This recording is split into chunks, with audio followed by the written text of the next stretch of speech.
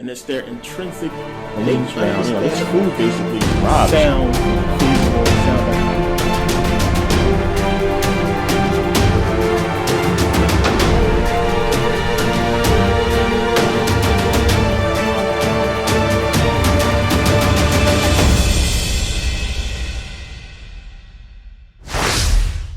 everybody, thanks for watching.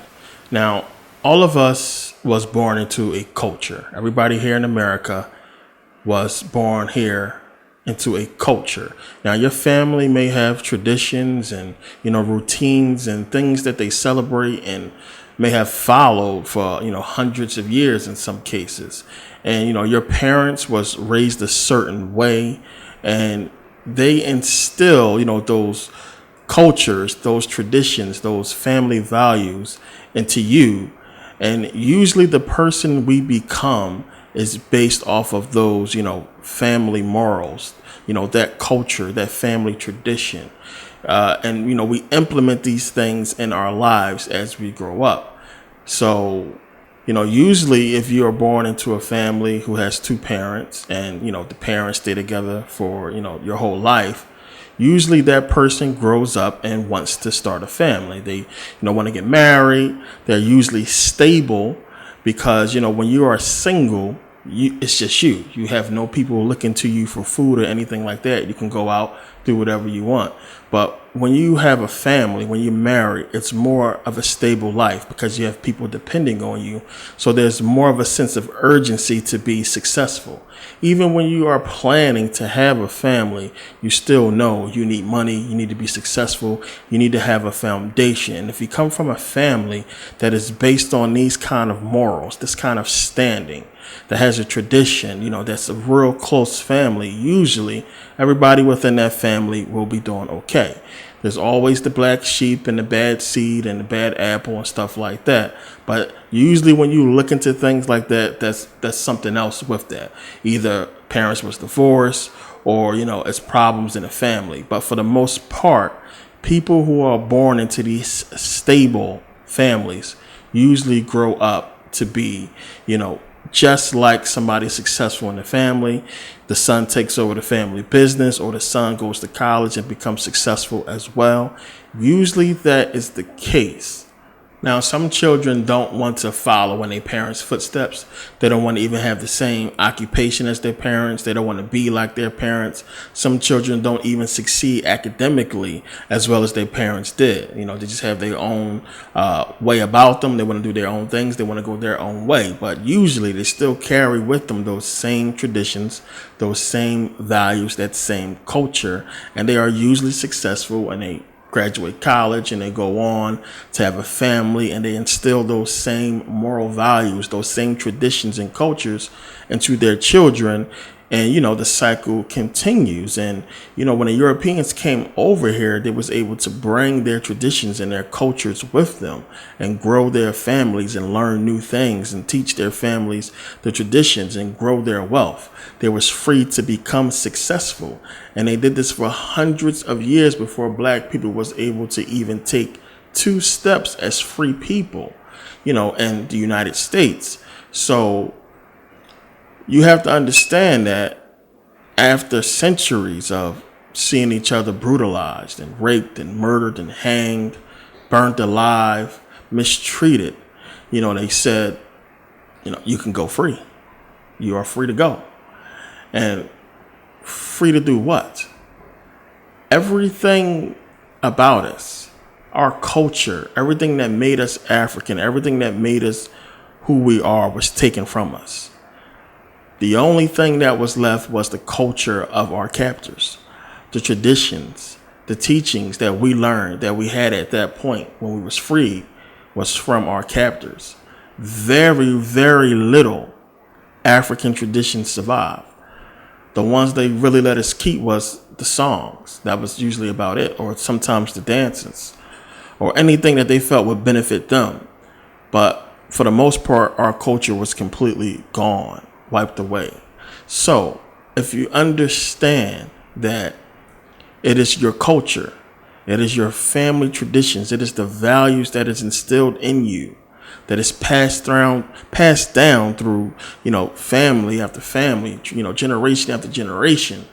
If you understand that this is what makes a person successful, this is what makes a person, become a good person, a great person, a successful person. What did they expect us to become, after slavery? So now the black people who got free, who survived slavery, they had to take their family out and try to survive and be successful. They still had a slave mentality. Their traditions, their culture, the things that they follow was still based off of, the slave masters' cultures, their teachings. So you have to understand who sets the standard for what is considered to be acceptable behavior as a citizen, here in America.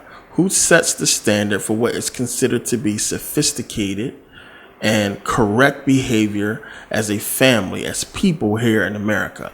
And that is white America. That is the government system who sets these standards. So here you have black people who are now free, who had to live their lives based on the culture, the traditions and teachings of their captors. These were not our traditions, not our culture. Everything that we knew, we learned during slavery. It wasn't us. It wasn't African, in short. So you got to understand. And I know some racist people are going to say, well, they should have just went back to Africa. And of course, and as I will prove in a later video, we were already here long before slavery. And that's something that if you don't understand now, you don't want to understand. There's too much proof out there now. We were already here. But you got to realize that we had to live based off another people's culture. We had to instill in us and, love what we learned and become what we learned. And, we accepted these teachings as American, as being us. And, over time, of course, that stuck.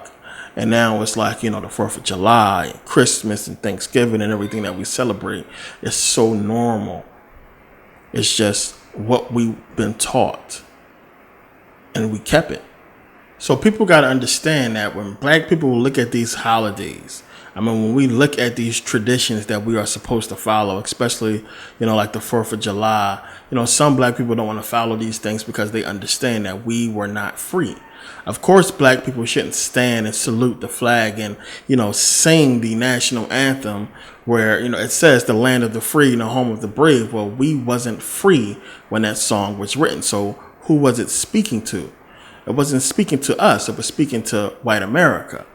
So these traditions and these things that white people are proud of and that they, they put so much emotion into and they just think it's so America and America this. You have to remember the history of America, especially as it pertains to African Americans. This is not our culture. This is not our teachings. So how can anyone get upset that we don't want to follow certain things, that we want to put up a black fist or, sit down and protest, not against what you feel is right, not against the soldiers, not against the troops, but against what's happening to us, against what has happened to us. And this is what you got to understand and realize, especially if you're black. And I don't understand how anybody who's black could be gone against what Colin Kaepernick and, many other people around the NFL are doing, even though, as I said, it's a distraction from what really matters. So they don't want to talk about the real issues. They don't want to talk about, the shootings and the killings. They're not going to talk about on NFL Today and all these football shows about the preacher, the pastor who was just killed, by this cop for nothing, for breaking down, had his hands in the air, shot and killed. They're not going to talk about this stuff. They're going to focus on the fact that black people are disrespecting America and the troops. So as I pointed out in a previous video, that everything that Americans look to as being a reason for America's independence and freedom, like the American Revolution, we know African Americans as well played a large role in that. So if African Americans want to be proud of America and, be patriotic, they have every right to be, because we fought for this country as well. And we continue to fight in war. So the media is trying to make it look like, this They're trying to tie the whole Black Lives Matter movement and the whole, movement into us being unpatriotic, us being against America. And this is the language they're trying to use. This is what they're trying to influence on America, that, this whole movement is anti-American. It is against America. It's against the flag, and it's against all the troops and the soldiers that died and everything like that. Even though we fought for this country, they want us to forget everything that happened before we fought. They want us to forget about slavery. They want us to forget about Jim Crow and everything that happened, everything that we still going through, and to embrace everything that is America. Their traditions, their values, what they say goes. Nothing is done to fix what we lost as a people. No reparations were paid. Nobody made any kind of effort to find out where we came from or what our history really was. It's just fuck it. You're an American now. Be proud. Be happy that we allow you to be here. Shut up. Salute the flag. You have no rights, no nothing. This is the narrative that we get. And we're supposed to just take that and shut up. And this is what you gotta realize. We put up with a lot, as black people. I mean, it's almost a fucking handicap to be black. And it's sad to say that, but it's true. And when the media does what it do and spins everything that we do and make it controversial and make it as if we are just destroying America and everything like that, it's tough to, be the bigger person and let it slide. It's tough to protest peacefully. And some people do want to bash heads in and tear shit up and start a war, but we got to be smart about this whole thing and understand that this is part of an agenda. This is a trap. But it's so many, inconsiderate racist people out there who don't understand nothing, who don't realize what we are going through as a people, not just in our own communities, but, when we step outside, when we drive our cars, the worry we got to go through now because cops want to kill people. Now, in the NFL, they are not going to do a whole story on a preacher who was just killed, by this woman who was just shot with his hands up. His car broke down and killed him. It's murder. Clear as day. They're not going to do a story on him and his family, but they're going to keep pointing the cameras at, Malcolm Jenkins and the Eagles, put their fist up on Monday night. You're going to keep talking about Colin Kaepernick. They're going to keep talking about the stupid shit that don't matter instead of addressing, what really matters. And as I said before, y'all, the same stuff is going to keep happening. They're going to keep killing us.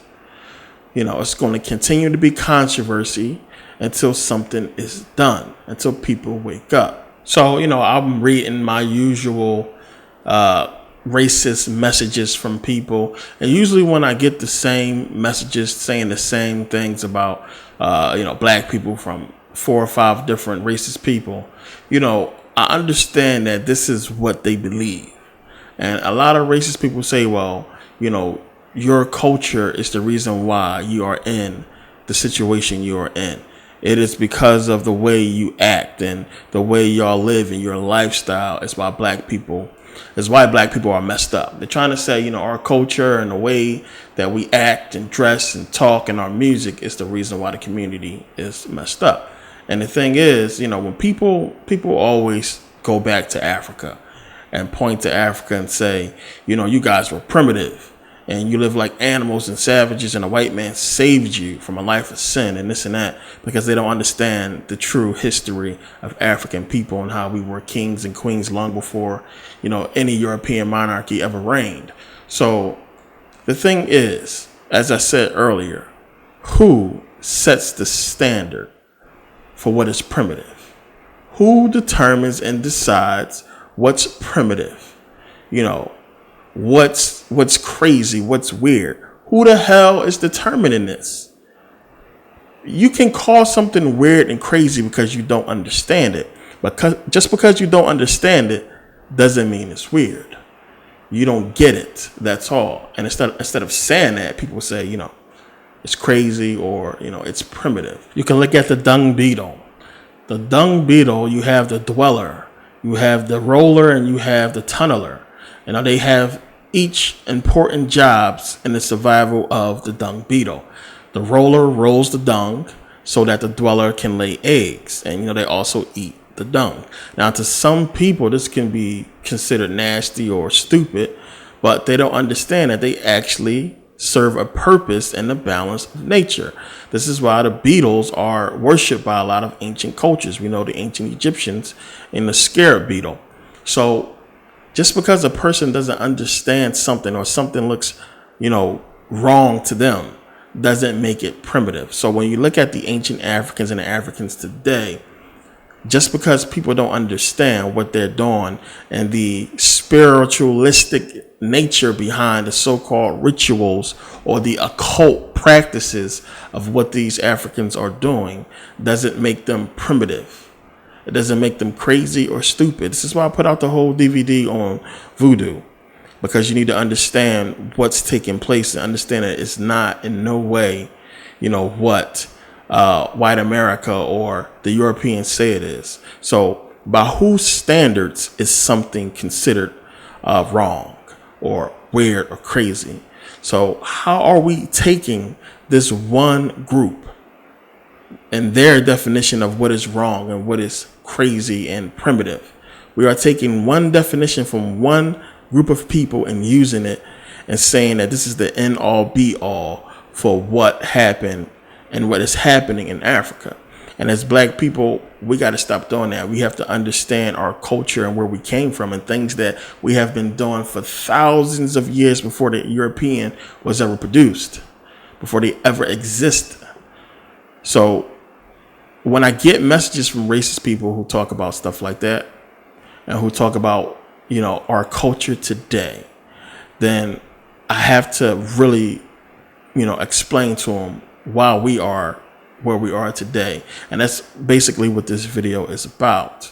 So when you understand that, after slavery ended and the slaves who survived set out and tried to make a life for themselves and try to find food and work and things like that, whenever they sat down and they settled and they congregated or, came together as families, what they did, the way they acted, was based upon what they learned, as slaves.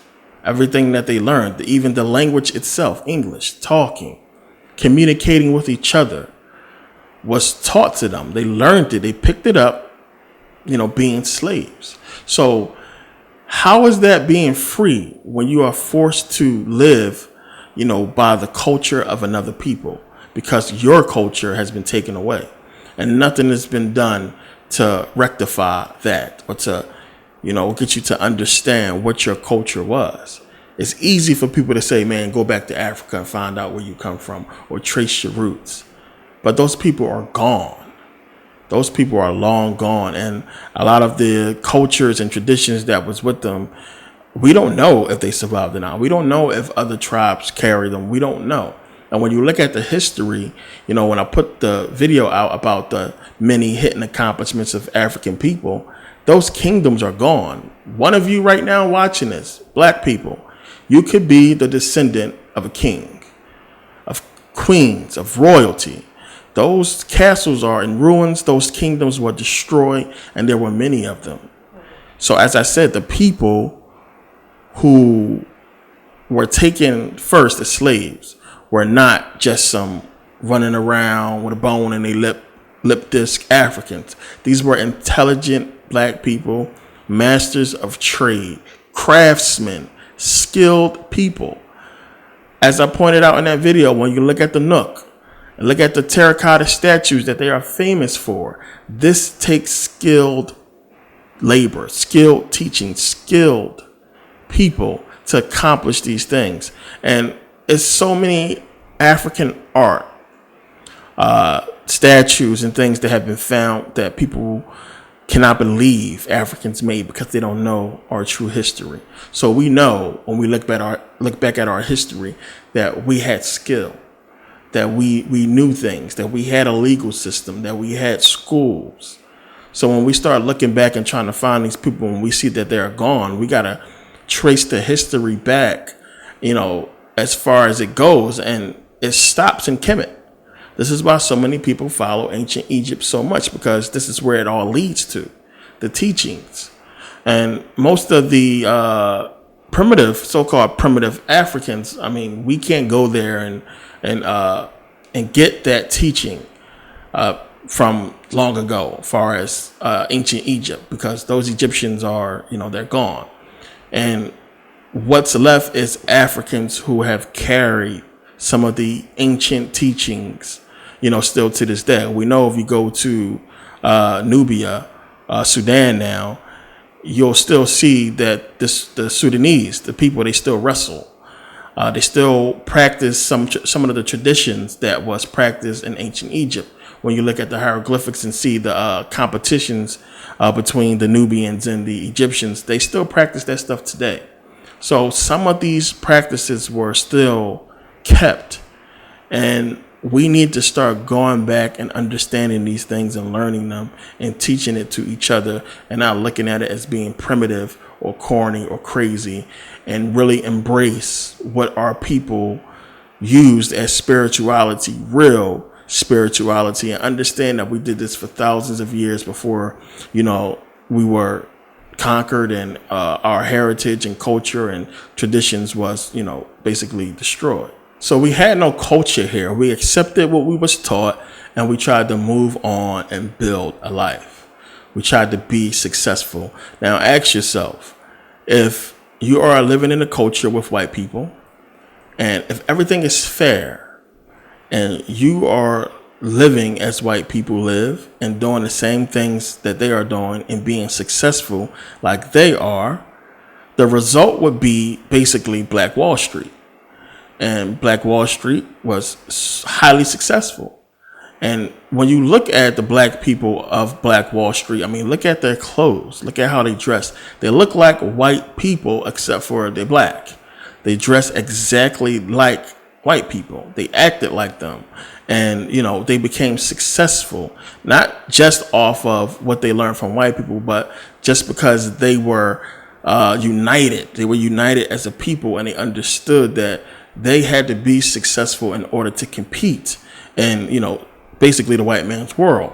So the result of that, if everything is fair, should be equality, should be Black Wall Street. But we see, what happened with Black Wall Street when we tried to get on par with white America, it was taken away from us. And it's not just Black Wall Street that this happened. There's many other places, as I put in a previous video, where this has happened, where black people became successful, and the anger, it enraged jealous white people to the point where they went in and destroyed everything good that the black people had built. And this is the thing, that, there was no crack or rap music or whatever back then. So those black people were doing everything right, and it still wasn't enough for them to fit into this society. So when we look at the culture that we have today and understand that we tried it your way, we tried to conform to what we was taught and to what white people do, and we tried to fit in. Look at the civil rights movement. We tried to fit in. We marched. We took beatings, fire hoses, dogs. And we tried to say, hey, we just want equality. We want what's fair. And we want what's right. And look what happened. And they were beaten, and we got very little support. So what kind of a culture do you expect us to finally obtain after all this? So after slavery was over, and after an attempt to try to embrace the culture and teachings of our captors and try to be American citizens, whatever that means, trying to fit in and, dress white and act white and be successful and do what we learned to do to survive. And, we still wasn't accepted, of course. We wasn't treated fairly. Everything was stripped away from us, and we were basically forced into these all black areas that was, impoverished, that was full of poverty. So you can imagine the mindset of black people back then. They had to feel like, well, damn, God must favor white people over black people. They must have seriously thought back then that we were seriously cursed as a people to, as soon as we get somewhere in power or try to grow, we are pushed back, we are kept back. And you got to realize something. What the morals, the family values, the culture, the traditions of these white families were. Not every slave knew that. You only had, the house nigga, the house slave, who seen these things happen, who seen what took place in the home. So the way that a white family act, the way they acted in the home, the way they acted what is considered to be acceptable family behavior or correct family behavior for a family. Not every black person knew what that was. You had the field slave and, the workers who just constantly worked. They never stepped foot in the house. They never saw this stuff go on. So they didn't understand that kind of action. They didn't understand that, and they survived. So if you take these people and you push them into an area where they have no clue, to do anything that is, so-called sophisticated, what kind of a people do you think this is going to produce? What do you think is going to happen with them? We had to teach each other. And that's where you had, in some cases, the house Negro or the one who had a good job, who was closer to the master on the business side. They could be smart and, open their own business and do things to help them, get an upper hand because they had more inside knowledge. But on the other hand, you just had the field slave who set out and try to just, labor, do work. And some of them had skills, some didn't. But this is something you got to really think about when we start to look at the mindset of, the slaves post slavery. Right after slavery ended, it was a struggle. It was tough. But we see in the case of Black Wall Street that some people flourished, some did not. But when we were all pushed into, just little pockets of black communities around America, then, we see what happened. We were still united in our common goal to be successful and to, come up as a people. But everybody didn't have an understanding of what it meant to be sophisticated or, to have a culture or to follow a tradition. And we were forced to basically celebrate and follow the little bit of things that we learned, on the plantation.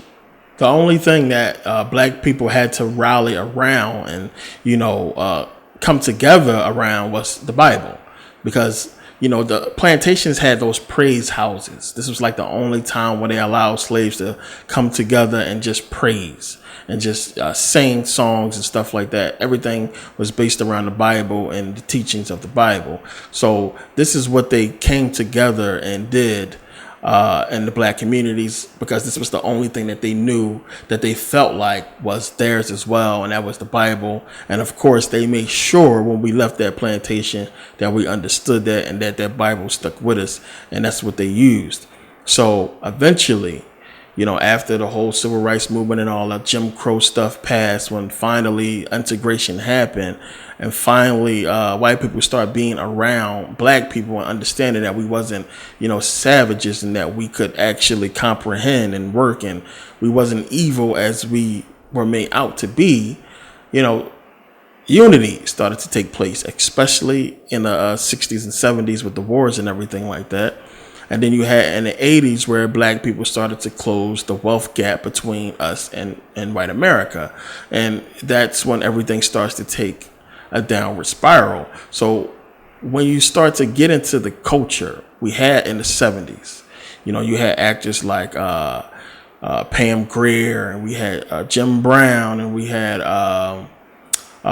Richard Roundtree Schaff, and Jim Kelly, and all the other, black actors of the 70s that, taught black power. It was a whole movement in the 70s that was the black power movement.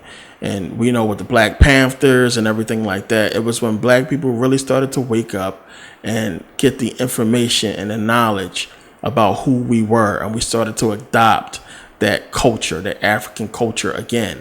And we see in the early 80s when people like Dr. Ben and Dr. Clark started to teach, and people started to really learn, where we came from and about Kemet and about the fact that we wasn't slaves, our whole lives, that we were kings. And, African people, black people in America started to understand that. And it was a proud moment. And we had something to rally around. And the movies started to reflect that.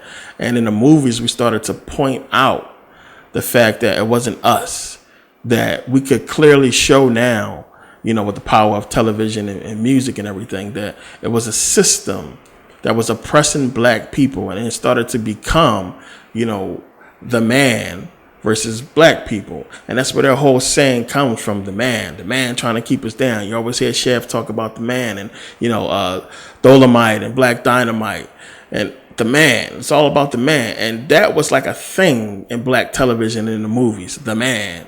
And the man was always a white man that was keeping the black man down. And we could portray that in movies well. And we started to show white America that that was the case, as we showed them in day to day, that the only problem, the only thing they could say negative about us back then was we were poor, that we were living in poverty. Other than that, we worked, we were educated, and we strived to become successful and to grow our families and things like that. It wasn't until the whole crack epidemic and hip hop music came along that things started to take a, turn. So now understand, this is when we get our culture. We had no culture before that. The only culture we had was what we learned from slavery, from the white man. It wasn't our culture. It was their culture. We were trying to fit in. We finally started to understand 70s and early 80s, where we came from. The whole picture surfaced of the hieroglyphics of the Egyptians doing karate. So, in the 80s and the 70s, black people was really into kung fu, because we found out that, hey, wait a minute, black people was doing kung fu way before the Chinese. So a lot of black people was into all that. We got movies like Enter the Dragon and all that with Bruce Lee. And then you have a black man on there doing karate and showing people that, hey, wait a minute, we can do this stuff too. And then you had The Last Dragon come out, Bruce Leroy and everything like that. Black people was really into it because we started to understand, who we were and our past. And you seeing people in the dashikis and, repping black power, and that whole movement was going strong, until the crack epidemic hit. And that's when we get the culture that we are still in today, with the hip hop culture started and everything, started to be about cool. And as I said, cool is what destroyed the black community. But what you have to understand, and what racist white people have to understand, is that's not our culture. Just because we are immersed in that culture today, it's not ours. It was given to us to destroy us. And that's what people got to realize and understand. We don't control the music industry. We never have. We never have. We don't control the movies. We never have. So if there's a problem with what's being put out from the black community, then we got to look at the people who put it there. It's not us. We never controlled it. So we already seen the proof about the FBI putting crack in the black communities. We know that we didn't control the hip hop gangster music whole industry. We was rapping about what was going on in the community because of the crack epidemic and the whole drug issues, because of the poverty. And if somebody wanted to change that, they could have came and changed it at any time. There was never any outcry against black poverty in America. It wasn't until, hip hop music came out and the drug epidemic hit that they really started to take an interest in the black community and what we was doing, because we were becoming too close with white America. We were becoming too cool with each other. And that's not what the powers that be wanted to happen. The whole game, and this is what black people have to understand, this whole war we are fighting right now, this whole war is about persuasion. Persuasion is an influencer. If I can persuade you that these people are a certain way, then you will understand the actions I take against them. If I can persuade people that America is under attack because of some buildings that I knocked down, if I can persuade them and influence them that we are under attack and we need safety and security, then I can pass laws that strip their freedoms away. And I can justify that with persuasion. If I can persuade the Senate and American people that, Saddam has WMDs, then I can cause this whole war and, get my friends over at Halliburton and KBR defense contracts so they can make billions of dollars. Persuasion, that's what this whole thing is about. And this is why we are losing, because we don't understand how to fight the war and what the war is really over. Persuasion. But persuading who? Convincing who? And that's convincing America, the American people, the elite, the people at the top, the white middle class, if you will, white people, if you will, white America. Because as I keep talking about, this country has been taken over. And since you understand that this country is basically ran by white America, and it's white America who makes up the majority, who are in key positions in power, you could never let them understand the truth or unite with black people if your objective is to keep black people down. And that's what was happening in the 70s and early 80s, is we were uniting with white people a little bit too much. And white people were starting to see us, more as equals. We were closing the wealth gap. We were becoming successful. And what is all that about? That is influence right there. That is persuasion. Because now, as I said, we were showing America that it wasn't us. It's this system that's holding us down. It's poverty that's holding us down. And this is why our culture had to be changed. They had to completely change it. So they bought out all of the radio stations and the news stations, and they began to take control. This is where we start to see government take more key positions in our society where they don't belong. They already controlled the schools. That was enough.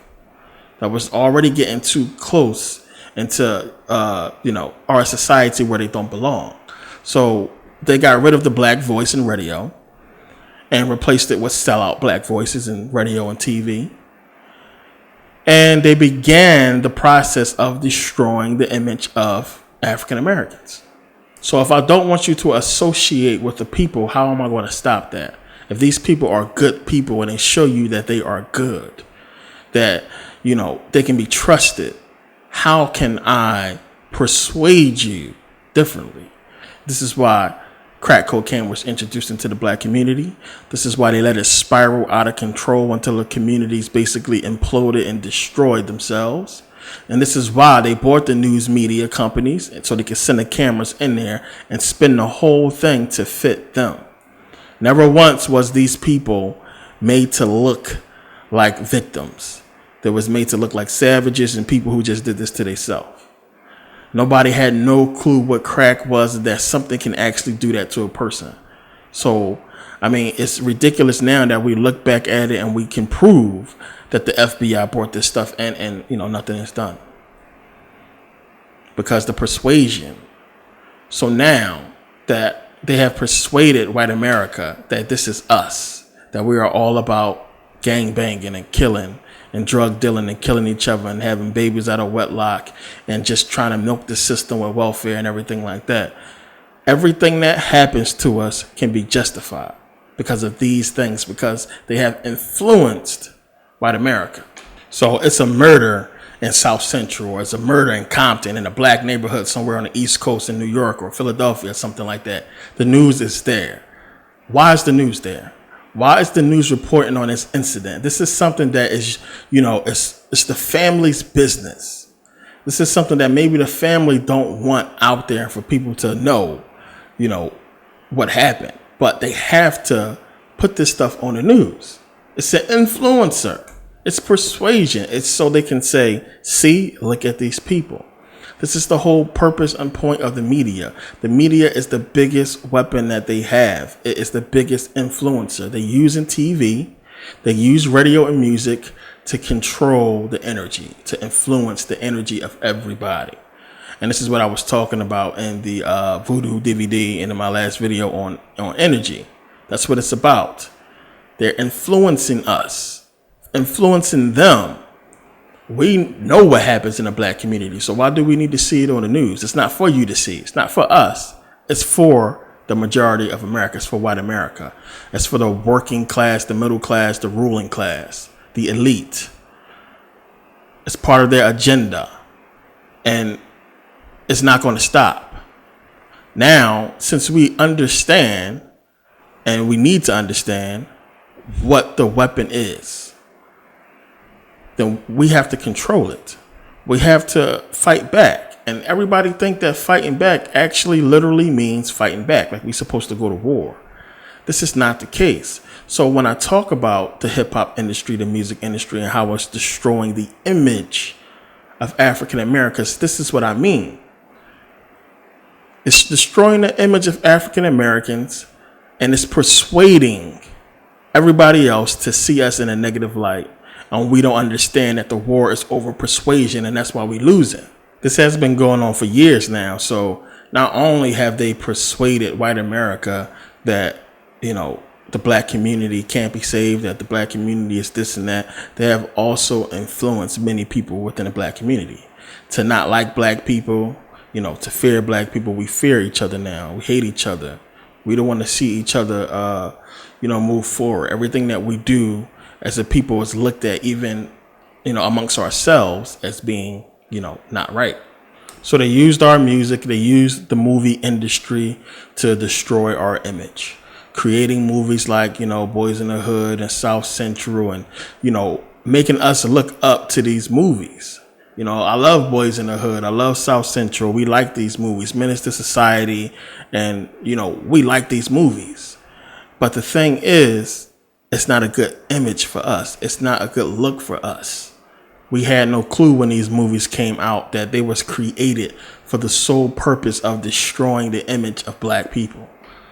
We just thought, finally, man, somebody's telling it like it is, in the movies. And this is what we were seeing and what we grew up in. So hopefully, people can see this and see what's going on and send some help down here and do something about what's going on in the black community. This is what we hoped these movies would do. But we didn't realize that the same people who put the movies out, who's trying to destroy our image, controls those resources that could come into the black community and fix things. And they damn sure wasn't going to, do that. And the whole point was, how do you justify not doing that? Well, you simply don't talk about it. There's no dialogue. Nobody has ever, outside of the black community, talked about coming into the black community and fixing things. Because if you put that on a record and try to start talking about it, you got to be about it. You got to do something. So since we can look at everything and prove that it's the music and it's the community that black people are growing up in that is causing all of the violence and, ruckus that police claim they have a problem with in the black community. They claiming they fear in the black community. Why don't they do something to change it? If you want things to change in that community, change the community. If you want the music to change the community. And the music will change. We can't rap about guns and killing each other and this and that if it's not happening. And the problem is, it's a cycle. We seeing it happen and we rapping about it. And because we rapping about it, we seeing it happen. And we ain't realizing that. And when you try to point this out to people, it's, you're a coon or, it's a problem. So we got to realize the trap and understand that the culture that we have today was given to us to destroy us. So when people say that it's our culture and it's black culture that's destroying the black community, this and that, I say, who created that culture? We had no culture. When we finally started to understand where we came from and embrace our real African culture, was taken away from us and, blocked by rap, by hip hop. And we are just now, black people starting to come back into it and come back into this knowledge and understand, about our African history and things that's going on and stuff like that. And, not only do we have to face, our enemy, the powers that be, but we got to go up against other black people as well. We have to go up against religion. And, religion it's been the main downfall of the black community, because you got black people standing around thinking that Jesus is going to come save us and that everything that's happening is for a reason, or that we cursed. When there's black people out here who trying to do something and fix the community and fix things, you got other black people cheering that cops are killing us. Too many people egos is out there, and people feelings get hurt when you try to wake them up. And, that's the problem. People accept this whole nonsense called religion without question. And they think we are all supposed to just accept it. And it hasn't helped us. It hasn't saved us. It hasn't fixed anything. And we are just supposed to sit around and wait till it does. Common sense, sane people can't accept that. We got to do something. We got to identify the problem and fix it. But if everybody is pointing the finger at the wrong enemy, then nothing is going to get done. And that's what's going on. You got so many people pointing the finger at different things, and nothing is getting done because nobody can identify the true problem, the true enemy. Some people think it's us, black people. We just cursed and we got issues. Other people think it's just the white man. Every single white Joe Schmo walking the streets is against us. And one of the things I have to tell black people is this: you got to understand, you got to get off of that. You got to get off of that. If every single white person, if our enemy is the white race and they outnumber us in America, why the hell are we still here? If our enemy is every single white person and it's black against white, why haven't they taken over? Why are we still here? Do you think if 25-50% of black people in America was killed, that who's going to come to our aid? Who's going to come fix things? Africa can't do it. They don't got no grand army. They're a bunch of separate countries. All they got to do is come up with an excuse.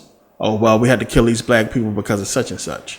And the people will mourn, and we'll have a day to recognize all the black people that died in whatever stupid event they come up with. And that'll be the end of it. It'll just be, 20 million black people killed, dead, gone. And we got to accept that. And then there'll be people like me out there, conspiracy theorists, giving the true explanation of what happened.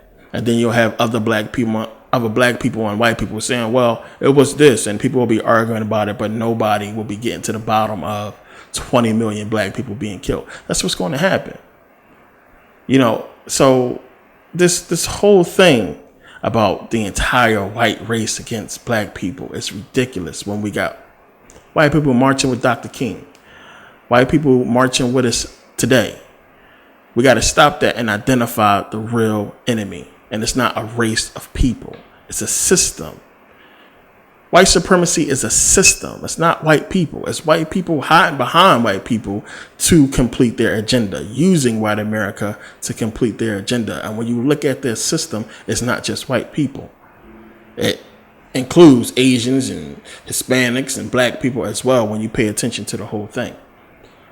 This is what I try to point out. So people always come to me and kick this black power stuff, and I'm all for black power, this and that. I'm all for all that. But I know who the real enemy is. And I'm not blinded by hatred that I can look past the real enemy at an enemy who's proven not to be my enemy. And I can say this, me personally, I can say this, and others can say this as well, because I've traveled the world. I've lived around the world. I've lived in societies where black and white people live and there's no problems like this at all. Nothing like what we're going through here in America. It's no issues. As I said, I lived in Sweden for a few years before I just now came here in January, and no problems. If you call somebody a nigger in Sweden, you're getting a fine if a cop hear it. It don't exist. It's not existent. There is no agenda in place to destroy the image of black people. Black people over there are successful. They have businesses. They're doing well, doing good, going to college for free. Everybody gets along. There's no black community. It's no white community. Everybody lives together. So I've seen it work.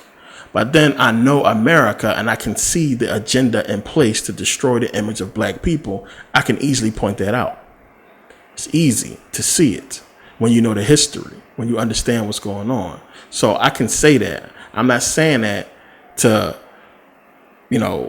try to stick up for the entire white race and this and that. This is about the truth. This is not about a race. It's about the truth and understanding who the real enemy is and what we need to do to destroy their agenda.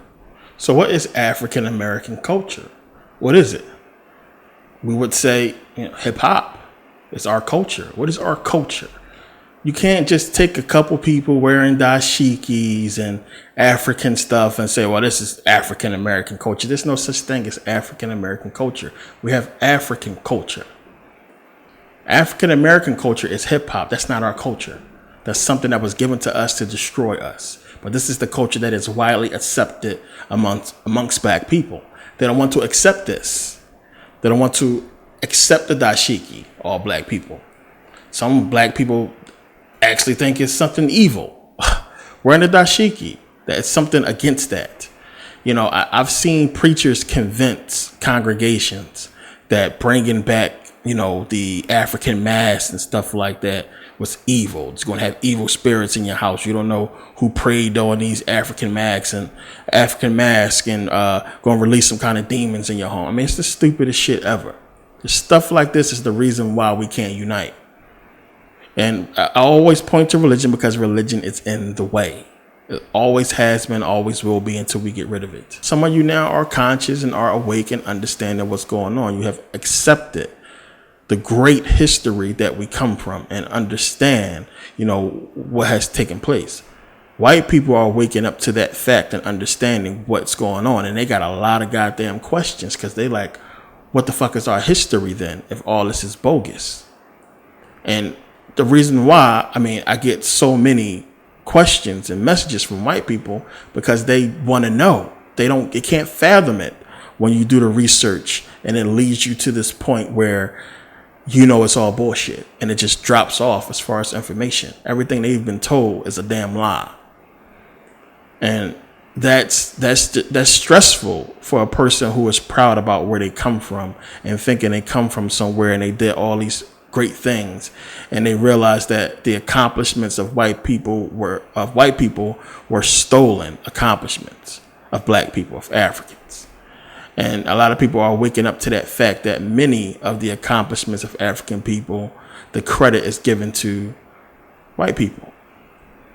And it's a shame that we can't come together on this because of ego, because people don't want to wake up and see the truth. And this is what's leading us into all the problems and issues we are having with each other as, so-called race, black race and white race. But nonetheless, the truth is the truth for anybody who wants to accept it. It's just that simple. Either you're going to accept it or you won't. Regardless, it's still going to be the truth. Plain and simple. So, the culture that we have, where we come from and everything like that, is not reflective of where we are today. It's just that simple. Our true culture, I should say. The hip hop culture is, you see what we get. And we are in this position because of that culture, because we have adopted and accepted this culture instead of accepting our true culture. And it's by design. It's plain and simple. So we are exactly what they made us to be. That's why I titled the video that. We are exactly what they made us to be. Our culture, everything. We are on point, on schedule to fulfill their agenda. And it doesn't discourage people when I say this. Some people just, whatever going to happen. It's not written. We have a chance to fix this. It's not done. It's not over. And many people are accepting defeat. I get a lot of defeated messages of people, well, what are we going to do? And they keep killing us and it's over and this and that. Nah, it's not over. It would have been over if it's over. And we got to wake up. We are waking up, and it's scaring the hell out of a lot of people. And this is why we're seeing what we are seeing. It's a part of an agenda. We've seen it before in the 70s and the 80s when we start waking up and realizing who we was, what happened. The whole crack epidemic and hip hop and everything like that. So, I was thinking, everything that's going on now with the killings should be more of a wake up call to black people. You would think this would be what really brings us together and unites black people, but I still see knuckleheads out there, still stuck in religion, still killing each other, and I can understand why some people are getting discouraged. The problem is, it is also waking up a lot of people, not just black, but white people as well. So it's kind of backfiring, but this is an agenda. As I keep talking about, I know some people say, well, you talk about the same stuff.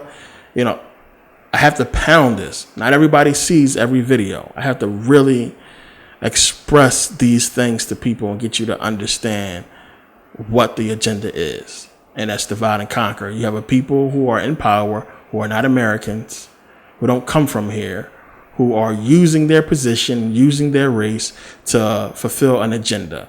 I really wanted to get into this video and just touch on culture. We are who they made us to be, and they made us to be this because they want to destroy our image and to influence America into, thinking we are something that we are not. So everything that they do to us can be justified. It's just that simple. It's just that simple, people. If we ever united, black, white, Asian, Hispanic, we will finally see who the real enemy is. And they understand that. So they are acting accordingly. Nothing you are seeing today now is a shock. Nothing. This is on par with their plan. This is everything that they want to be done. We are going along with it, falling into the trap, not waking up and finally seeing who the real enemy is. Just that simple. We got to wake up and see the trap. Some people get it, some people don't.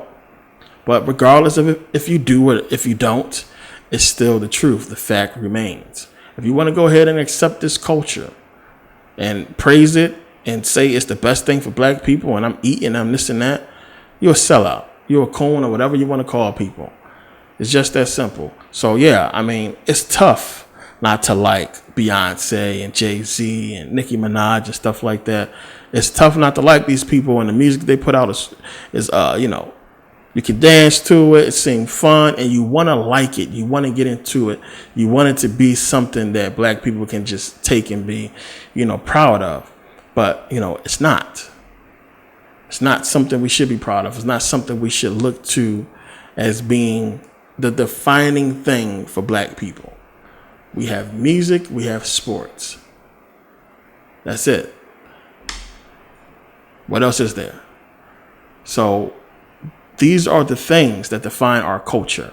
So when we start going back and looking at the history of black people and the great things and the rich black people in America, you're going to find these people in entertainment, sports, and that's it.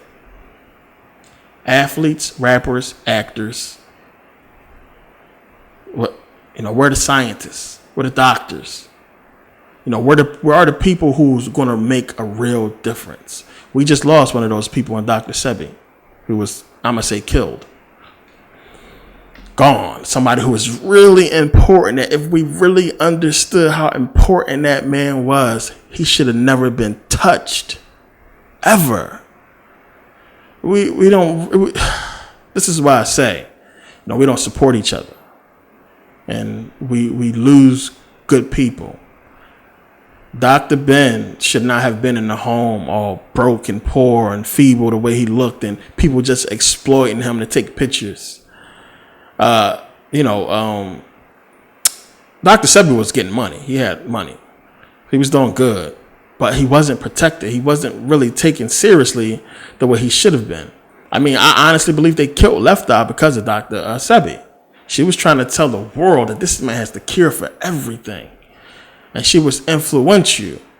And, she made an effort to get out there and teach and to tell people that, hey, this dude has the cure for everything. And I think that's why she was killed. But we don't protect, we don't support the real people. And that's the problem. And we've been trained that way.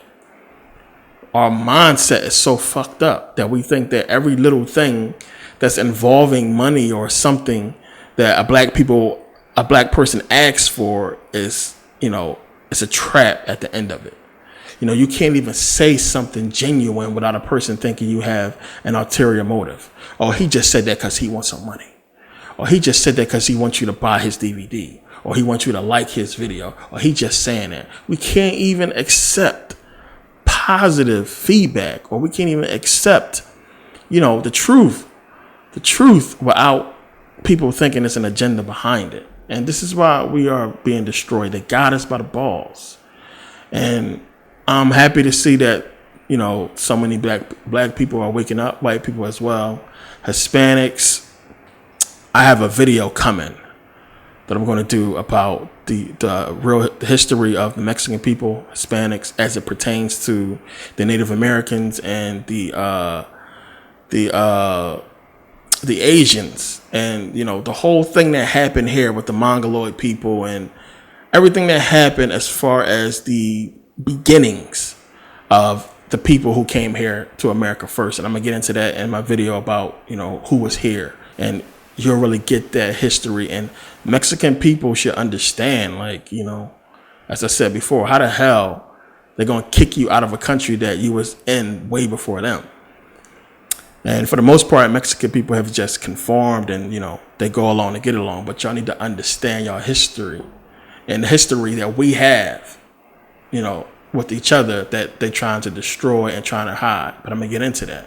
Now, I didn't want to make this a too long video, so I just wanted to touch on that point and get people to understand that we are exactly who they made us to be. And we are where we at because this is where they want us to be. And unless we wake up and understand that and change it, we're going to stay right here and continue to see the same atrocities on the news and, you know, everything else. So we need to really, again, understand who the real enemy is. Stop pointing the fingers at each other. Wake up and understand and recognize and educate yourself. And you know, just look out for each other, because right now we need all the help we can get. If they gonna kill a preacher, a pastor, a church going dude, I mean, come on, the way they did a woman on top of that, a white woman cop, they gonna do that. I mean, it's not safe for nobody. It's not even safe to be anywhere by yourself. And I mean, you can't even put your hands up, and that's enough. What do we do? So if y'all can't come together, we can't come together over this. If we can't come together and recognize now it's the time, wake up, I don't know what's going to happen. So people need to decide whether or not they want to keep embracing this culture, this hip hop culture that is not us, or embrace the truth, embrace what's really African, what's really us. And I know when people start talking about, you know, anything against hip hop, a lot of people just, you know, they tune out. When people think, you know, what will life be like without hip hop, just think it's going to be this boring world. And as I said, the same way hip hop is destroying the black community, it can fix the black community. Every single bit of music don't have to be negative. We can still have hip hop music that's positive, that's uplifting the black community and stimulating our minds to do something better, other than shaking ass and killing each other and, you know, trying to be gangster. People always say that, oh, you sound white and this and that. You trying to sound like the white man, this and that. Come on, man. Every single one of us grew up in a country dominated by white people. We grew up in a white culture. It's just that simple.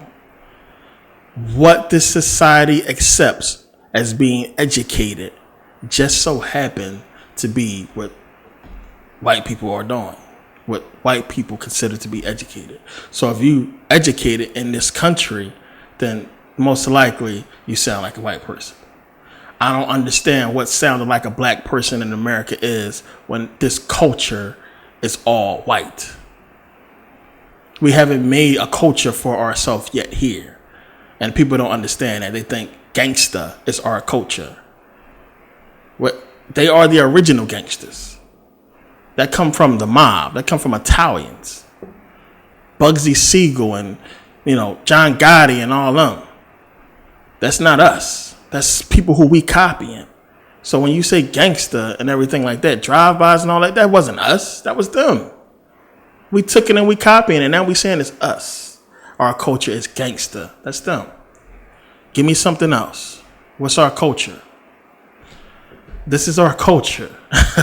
whether you choose to accept it or not. Go back to Africa. Put on the dashiki. That's our culture. Understand what voodoo really is. That's our culture. That's us. So if you're not embracing that, if you embracing that Bible or that Quran, that's not your culture. That's not you. That's something that you've accepted because you don't want to accept the truth. And that's just the facts. And we got to decide, as I said, we want to keep accepting this culture that's not us or accept the truth. Most of us have chosen the latter. And, some of us choose to accept this bogus doctrine and stuff that's out here now and all this crazy stuff that's running around. But most of you watching have chosen to accept the truth. And, that's why I do what I do, to help you guys get to that next level and understanding what's going on. But I want to thank you guys for watching and supporting, and everybody who bought the last DVD. Thanks for the support. Everybody who continue to buy, thanks for the support. And I appreciate all the messages and everything, the comments and all that. And of course, a lot more to come from me. I see you guys next video. Thanks for watching.